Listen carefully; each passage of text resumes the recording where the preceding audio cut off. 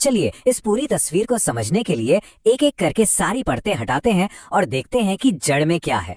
और सच कहें तो यही बात सबसे ज्यादा चिंता पैदा कर रही है। देखिए, बाजार में उतार चढ़ाव तो होता रहता है, वो तो इसका हिस्सा है। लेकिन जिस बड़े पैमाने पर और जितनी तेजी से बाजार इस वक्त गिर रहा है ना, वो वाकई परेशान करने वाला है। ये कोई नॉर्मल करेक्शन जैसा तो बिल्कुल भी नहीं लग रहा है। पूरी कहानी ना एक चेन रिएक्शन जैसी है।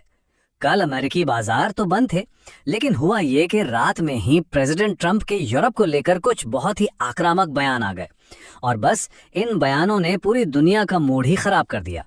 इसका असर ये हुआ कि आज सुबह जब डाउ फ्यूचर्स खुले तो उनमें भारी कमजोरी दिखी और उसी नेगेटिव सेंटिमेंट के साथ हमारे बाजारों ने भी दिन की शुरुआत की। और ये आक्रामकता सिर्फ बयानों तक ही नहीं रुकी है। सोचिए, ट्रंप की इस तरह की सोशल मीडिया पोस्ट जहां वो ग्रीनलैंड पर अमेरिकी झंडा फहराने जैसी बातें कर रहे हैं, ये सब दुनिया भर के बाजारों में एक अजीब सी अनिश्चितता पैदा कर रहा है। यूरोप जैसे अपने ही सहयोगियों के खिलाफ ऐसा रवैया, आप समझ सकते हैं, निवेशकों को जरा भी रास नहीं आता। और यही तो असली समस्या की जड़ है। जब दुनिया की सबसे बड़ी इकोनॉमी का लीडर हर किसी से लड़ने के मूड में हो, तो ये ग्लोबल इकोनॉमी के लिए अच्छा सिग्नल कैसे हो सकता है? ऐसा लगता है कि ट्रंप अब मेरा नुकसान कम होगा, तुम्हारा ज्यादा वाले जोन में चले गए हैं। और बाजार को इस तरह का टकराव बिल्कुल पसंद नहीं आता।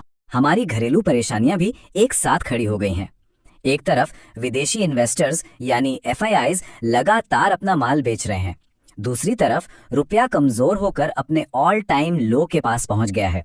ऊपर से बड़ी बड़ी IT कंपनियों के नतीजे भी निराश कर रहे हैं। और तो और ऑटो, ऑयल एंड गैस जैसे बड़े सेक्टर्स में तो भारी कमजोरी दिख ही रही है। मतलब ये वाकई एक परफेक्ट स्टॉर्म वाली सिचुएशन बन गई है। देखिए, ये जो गिरावट का दर्द है ना, ये सब जगह बराबर नहीं है और यहीं पर कहानी और भी ज्यादा सीरियस हो जाती है। जहां एक तरफ मेन निफ्टी इंडेक्स करीब 1% गिरा है, वहीं दूसरी तरफ मिड कैप में 2.5% और स्मॉल कैप इंडेक्स में 3% की भारी गिरावट है।